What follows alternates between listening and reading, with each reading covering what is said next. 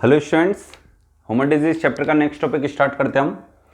इससे पहले अपन ने जो टॉपिक रीड किया था उसका नाम था हीमोफीलिया। हीमोफीलिया के बारे में सामान्य जानकारी अपन ने सारी देख ली थी। उसका आदर्श नेम क्या क्या था, उसके नर और मादा में कौन कौन सी कंडीशंस अप्लाई की जा सकती है, स्थितियां हो सकती है जिनकी। उसी प्रकार की एक डिजीज जो मैंने आपको बताई थी, सेम बिल्कुल वैसी डिजीज है, बस एक माइनर सा डिफरेंस है दोनों में। तो सबसे पहले एक टॉपिक लिख देता हूं मैं यहाँ पर। नंबर 3 डिजीज पढ़ रहे हैं अपन, ये वर्णांधता।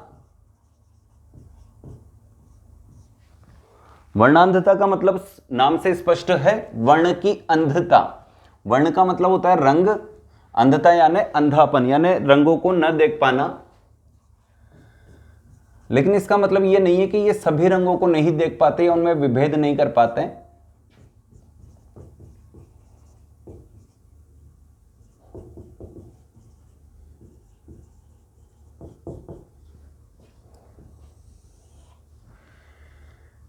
इसमें क्या होता है, सबसे पहले अपन इसको डिफाइन कर लेते हैं कि इस रोग से ग्रसित रोगी, इस रोग से ग्रसित रोगी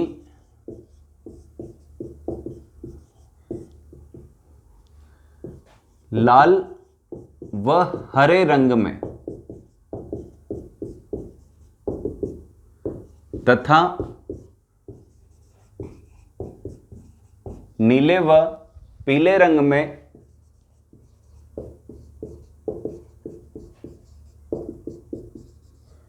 विभेद यानी डिफरेंशिएशन, विभेदन नहीं कर पाता है। उसे लाल रंग दिखाओ या हरा रंग दिखाओ, उसे एक ही नजर आएगा, वो विभेद नहीं कर पाएगा कि ये पर्टिकुलर किस प्रकार का कलर है। इसके अलावा ये 2 कलर और हैं, नीले और पीले रंग में भी वो विभेद नहीं कर पाता है। किसी भी प्रकार का डिफरेंशिएशन उसके द्वारा आइडेंटिफाई नहीं किया जाएगा। तो ये 2 जोड़े में जो अपन ने कलर्स लिखे हैं, इसके बाद अपन देखते हैं नीले और पीले रंग में विभेद नहीं कर पाता है। पहले डिफाइन कर लेते हैं पूरे, इससे नहीं कर पाता है,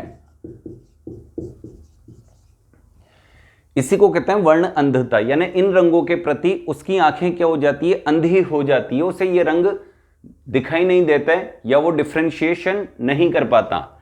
इसके बाद अपन चलते हैं कि इस रोग का जीन, अब अपने को पता है कि किसी भी डिजीज के लिए या किसी भी कैरेक्टर के लिए उस बॉडी में कोई ना कोई जीन रेस्पॉन्सिबल जरूर मौजूद है, रेस्पॉन्सिबल जीन मौजूद है। तो इस रोग का जीन, अब हीमोफीलिया रोग का जीन कहां मौजूद था, एक्स लिंग गुणसूत्रों पर।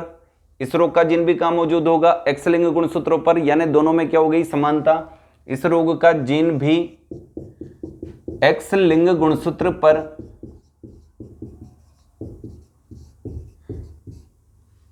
उपस्थित रहता है। अब एक्स लिंग गुणसूत्र पर मौजूद है, तो हम वही हीमोफीलिया के समान यहां पे 5 स्थितियां देख लेते हैं, एक तो नर की और एक मादा की। तो नर का लिंग गुणसूत्र, पहले ये लिखते हैं अपन, बार बार पढ़ेंगे। नर का लिंग गुणसूत्र कौन है, नर का लिंग गुणसूत्र कौन होता है, एक्स वाई। बाकी के 22 जोड़े कैसे होंगे, नर में भी एक्स एक्स, केवल ये 23वां जोड़ी कैसा होता है, एक्स वाई। इसका विशेष ध्यान रखें, सारे 23 जोड़ी एक्स वाई नहीं होते, 22 जोड़ी तो एक्स एक्स ही होते हैं। 23वां जोड़ी या एकमात्र जोड़ी होता है एक्स वाई, जो लिंग गुणसूत्र कहलाता है। नर का लिंग गुणसूत्र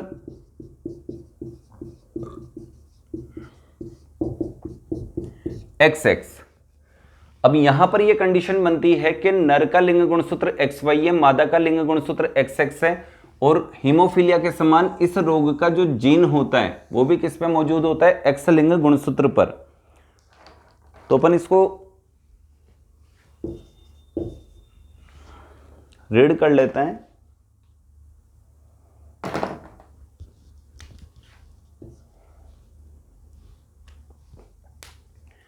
अब नर का लिंग गुणसूत्र एक्स एक्स, तो नर की स्थितियां देख लेते हैं। नर की स्थितियां यानी नर में किस किस प्रकार की स्थितियां अपने को देखने को मिल सकती है। तो जो सबसे पहले प्रकार का नर होगा, अब नर के लिए क्या लिखेंगे, लिंग गुणसूत्र एक्स वाई। दूसरी कंडीशन क्या बनेगी, एक्स वाई। तीसरी कंडीशन अगर बनती है तो अपन लिखेंगे एक्स वाई। अब देखो पहले प्रकार के को तो अपन लिख देते हैं कि इसका जीन, जैसे हीमोफीलिया का जीन अपन ने स्मॉल एच से शो किया था, वैसे ही कलर ब्लाइंडनेस का जीन अपन स्मॉल सी से शो करेंगे। लेकिन ये सी वाला जीन केवल किसमें प्रेजेंट होगा, हीमोफीलिया के समान एक्स लिंग गुणसूत्र पर, यानी ये कौन हो गया, सामान्य नर। एक्स वाई दूसरे प्रकार का, इसके यहां पर अपन ने क्या लिख दिया, सी।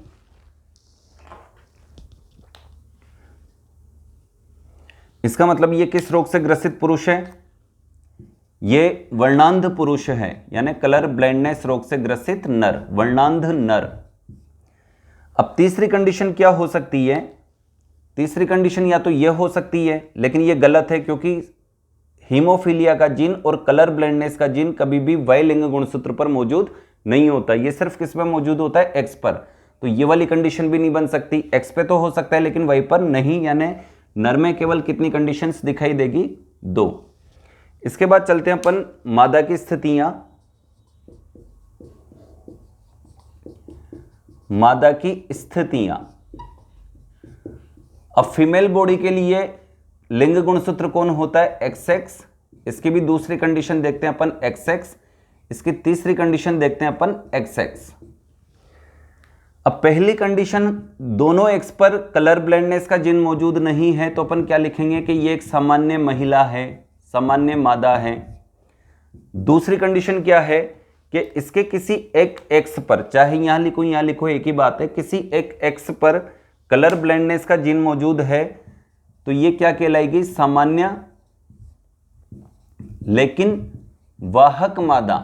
सामान्य का मतलब यह है कि ये लाल और हरे रंग में विभेद कर सकती है, नीले और पीले रंग में विभेद कर सकती है, यानी कलर ब्लाइंडनेस रोग से ग्रसित नहीं है, लेकिन इस रोग की क्या है, ये वाहक है, क्योंकि इसके एक एक्स पर कौन मौजूद है, सी, यानी वर्णांधता का जीन मौजूद है। नेक्स्ट अपन देखते हैं कि इसके पास 2 एक्स हैं, अगर दोनों पर मौजूद हो तो क्या होगा। अब दोनों पर अगर मौजूद है तो ये महिला क्या होगी, वर्णांध मादा होगी, यानी कलर ब्लाइंडनेस रोग से ग्रसित होगी। अब यहां पर अपन ने कंडीशन पढ़ी थी हीमोफीलिया में कि एक्स और एक्स पर अगर दोनों पर एच मौजूद है, हीमोफीलिया का जीन मौजूद है, तो अपन ने उसे नाम दिया था हीमोफिलिक मादा, और उसके ब्रैकेट में लिखा था कि ऐसी मादा जन्म के 3 या 6 महीने, 3 से 6 महीने के भीतर मृत्यु को प्राप्त कर लेती है, यानी वो पूरी अपनी लाइफ नहीं जी पाती। लेकिन वो कंडीशन यहां पर नहीं होती। अगर कोई वर्णांध मादा पैदा हो जाती है एक XC और XC के साथ, यानी इस कंडीशन के साथ अगर कोई लड़की पैदा हो जाती है, तो हीमोफीलिया के समान उसकी मृत्यु, हीमोफिलिक मादा के समान उसकी मृत्यु 3 से 6 महीने के भीतर नहीं होगी। ऐसी मादा अपनी पूरी लाइफ जितनी उसकी लिखी हुई है वो पूरी की पूरी जीकर जाती है, अपनी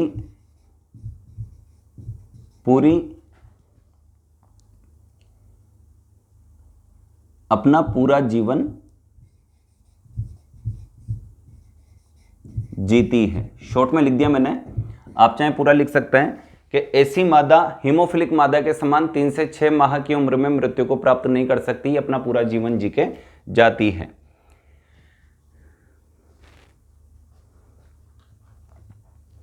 इसके बाद वही नर की 2 कंडीशन, मादा की 3 कंडीशन। अब अपन प्रश्नों की तरफ चलते हैं। 2 प्रश्न मैं सोल्व करवाऊंगा, बाकी के क्वेश्चंस आप सोल्व करेंगे स्वयं।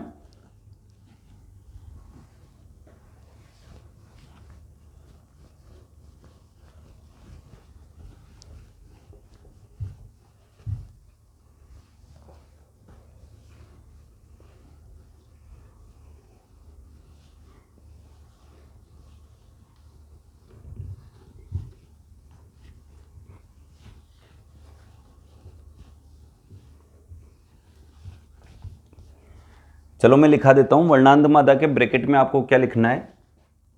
जहां पर अपन ने वर्णांध मादा लिखा है उसके ब्रैकेट में आप लिखना,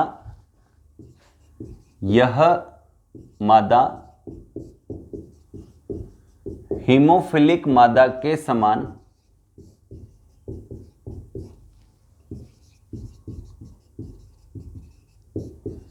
3 से 6 माह की उम्र में मृत्यु को प्राप्त नहीं करती है। वो अलग बात है, किसी वजह से डेथ हो जाए वो अलग बात है, लेकिन इस रीजन से इसकी डेथ कभी भी नहीं होगी 3 से 6 माह के अंदर। जैसे हीमोफीलिया के कारण हो गई थी 3 से 6 माह के अंदर, वैसे वर्णांधता के कारण 3 से 6 माह की उम्र में इसकी मृत्यु नहीं होगी। अर्थात यह अपना पूरा जीवन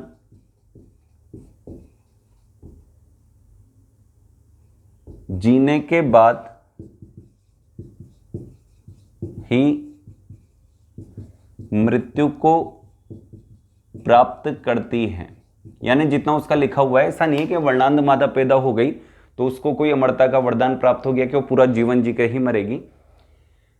जितना ऊपर वाले ने लिखा है पूरी लाइफ जी के जाएगी, बस ये है इसका मतलब। अब अपन क्वेश्चंस की तरफ चलते हैं। ये यहां पे लिखना था वर्णांध मादा के ब्रैकेट में, जो पूरा नहीं कर पाए थे अपन लिख लो इसे। इसके बाद चलते हैं अपन वर्णांध मादा के क्वेश्चंस की तरफ, सॉरी वर्णांधता के क्वेश्चंस की तरफ।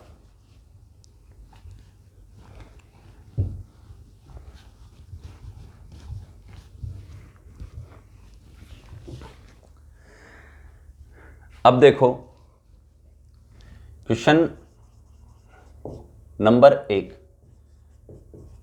यदि किसी सामान्य नर, इसका मतलब इस बार धोखा कौन देने वाला है, लड़की वाला है। यदि किसी सामान्य नर का शुभ विवाह या विवाह किसी, अब लड़के की 3 कंडीशन होती है, अपन ने एक तो ले ली, लड़के की 2 होती है, एक कंडीशन अपन ने ले ली, लड़की की 3 कंडीशन होती है, वहां से किसी एक कंडीशन को अपने को यहां अप्लाई करना है। यदि किसी सामान्य नर का विवाह किसी, चलो क्वेश्चन चेंज करते हैं, वर्णांध मादा से कर दिया जाए, यानी ऐसी लड़की जो वर्णांध है, कलर ब्लाइंडनेस डिजीज से ग्रसित है, से कर दिया जाए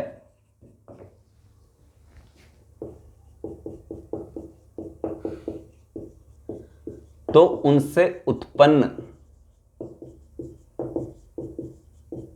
संतानों में कौन कौन सी स्थितियां, 5 स्थितियों में से कौन कौन सी स्थितियां देखने को मिलती है, और यानी इस जोड़े से कौन कौन से प्रकार के बच्चे, 5 में से किस प्रकार के बच्चे पैदा हो सकते हैं और 5 में से किस प्रकार के बच्चे कभी भी पैदा नहीं हो सकते, और कौन कौन सी नहीं। यह आपका प्रश्न कंप्लीट हुआ। यानी इस बार इन्होंने जो पुरुष दिया है वो तो कैसा है, सामान्य, और ये मादा कैसी है, वर्णांध मादा।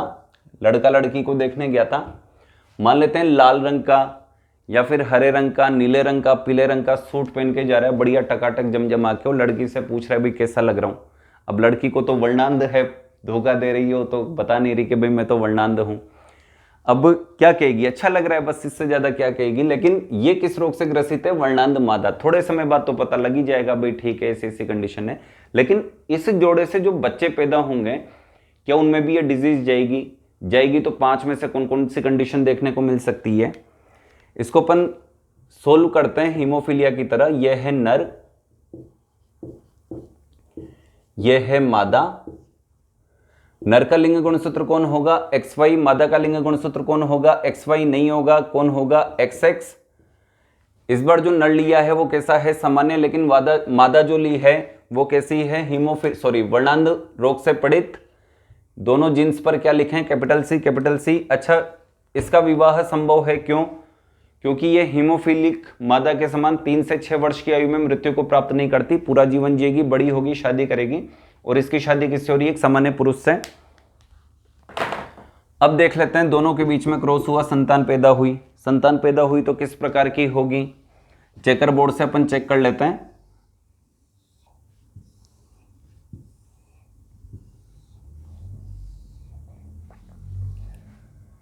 सबसे पहले यहां पे लिखते हैं नर और यहां लिखते हैं मादा।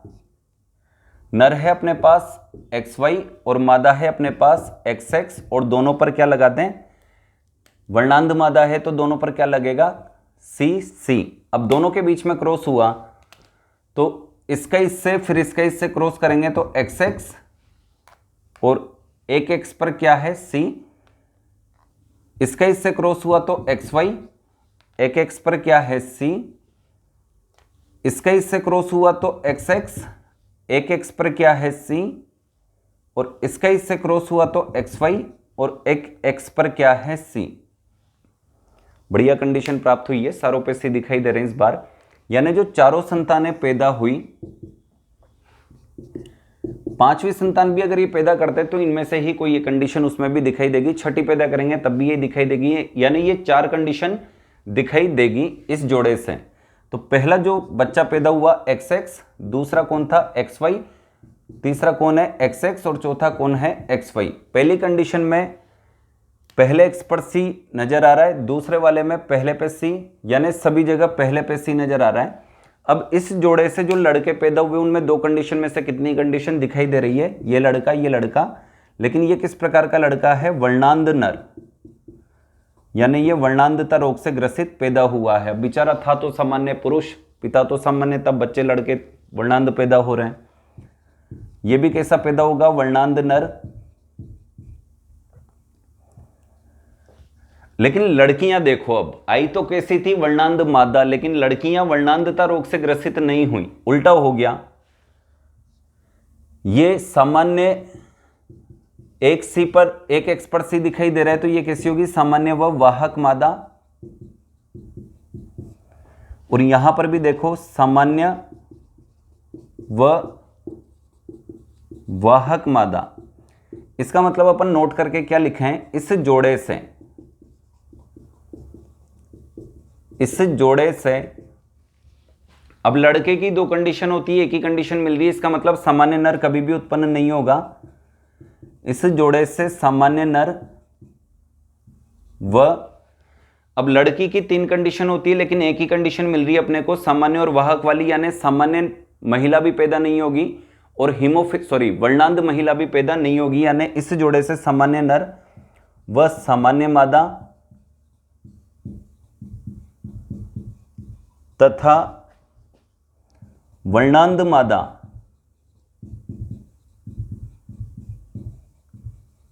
कभी भी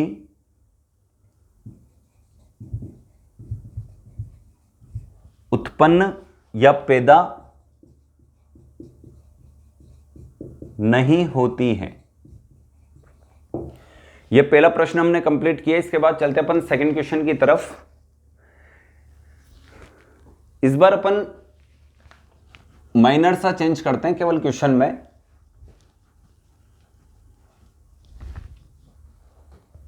किसको लें, सामान्य पुरुष तो ले लिया, इस बार अपन लेते हैं वर्णांध पुरुष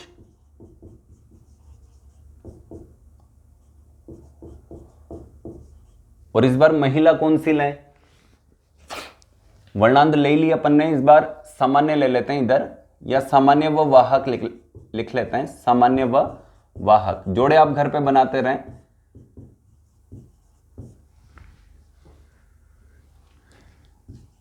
से कर दिया जाए। अब इस बार जो पुरुष लिए इन्होंने वर्णांध नर, इसका मतलब वर्णांध नर है तो इसके एक एक्स पे क्या लिख दूं, सी, और सामान्य व वाहक महिला लिए तो ये वाला जोड़ा बनेगा। इधर भी अपन करेक्शन कर लेते हैं। यहां पर जो नर है एक्स सी वाई, और यहां पर जो है इस बार लिए सामान्य और वाहक, तो एक एक्स पर सी होगा लेकिन दूसरे पे नहीं होगा। इसका इससे क्रॉस हुआ तो दोनों पर सी आ गए, इसका इससे क्रॉस हुआ तो सिंगल पे, इसका इससे क्रॉस हुआ तो सिंगल पे, इसका इससे क्रॉस हुआ तो ये लो। एक बार चेक कर लो इस कंडीशन को पूरी। मैं इसे यहां पे लिख देता हूं, एक्स सी वाई, एक्स सी एक्स और एक्स वाई। अब नाम चेंज करो इनके, ये सामान्य और वाहक से इस बार क्या बन गई, वर्णांध।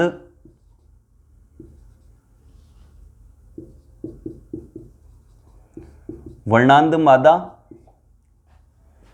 ये क्या बन गया, वर्णांध नर। ये सामान्य व वाहक मादा, वही पहले जैसी कंडीशन है, और ये सामान्य नर। यानी इस जोड़े से लड़के की कितनी कंडीशन प्राप्त हुई? लड़के की 2 कंडीशन हो सकती है, दोनों कंडीशन अपने को यहाँ पे मिल रही है, सामान्य नर भी मिला, वर्णांध नर भी मिला, यानी इस जोड़े से नर को तो हटा दो, दोनों प्रकार के नर उत्पन्न होंगे। अब महिला को देखो, महिला की 3 कंडीशन हो सकती है, लेकिन यहाँ पे कितनी दिखाई दे रही है? ये महिला, यानी सामान्य और वाहक मादा भी मिल गई, वर्णांध मादा भी मिल गई, यानी इस जोड़े से केवल एक कंडीशन प्राप्त नहीं होगी, सामान्य मादा कभी भी इस जोड़े से उत्पन्न नहीं होगी। इस जोड़े से सामान्य मादा, बाकी दोनों प्रकार की मादा मिल जाएगी और दोनों प्रकार के नर मिल जाएंगे, केवल एक प्रकार की मादा नहीं मिलेगी। इस जोड़े से सामान्य मादा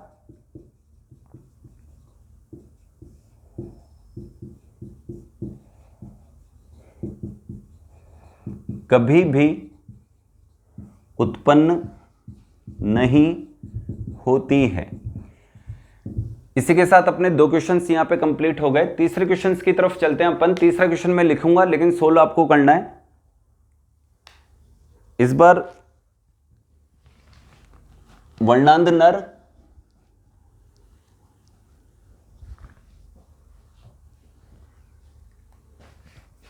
अपन लेते हैं वर्णांध नर को वही रखते हैं सेम।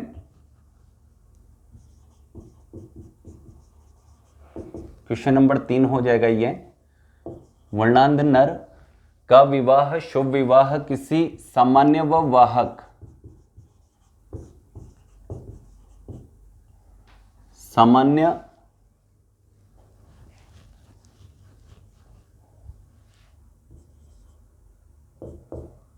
का विवाह किसी सामान्य व वाहक महिला से कर दिया जाए तो उनसे उत्पन्न संतानों में कौन कौन सी स्थितियां देखने को मिलती है और कौन कौन सी नहीं। यानी इस बार इन्होंने क्या लिया है यहां पर वर्णांध नर, यानी कंडीशन ये की ये रहेगी, और यहां पे लिया है सामान्य व वाहक महिला, यानी कंडीशन ये रहेगी। ये प्रश्न पहले ले लिया शायद अपन ने, इसको चेंज कर लेते हैं।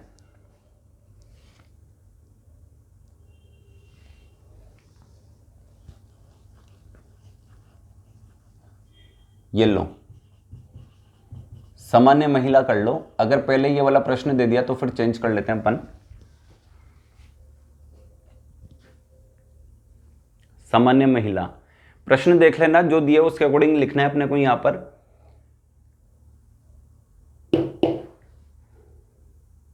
वर्णांध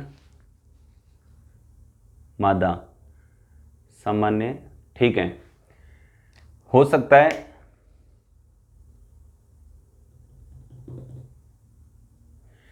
प्रश्न में जो लिखा है वो आप चेक करें, बस जो वहां लिखा है वो का वही लिखें। हो सकता है शायद वहां पे मैंने अलग लिखा हूं या अलग लिख दिया हो, लेकिन क्वेश्चन अपने अकॉर्डिंग चेक करें। ये आपका सामान्य वर्णांध नर लिया है, वर्णांध नर, और ये सामान्य महिला ली है, तो इस बार दोनों पे से हटा देते हैं। यानी ये जो महिला होगी इस बार इस तरह की होगी नॉर्मल।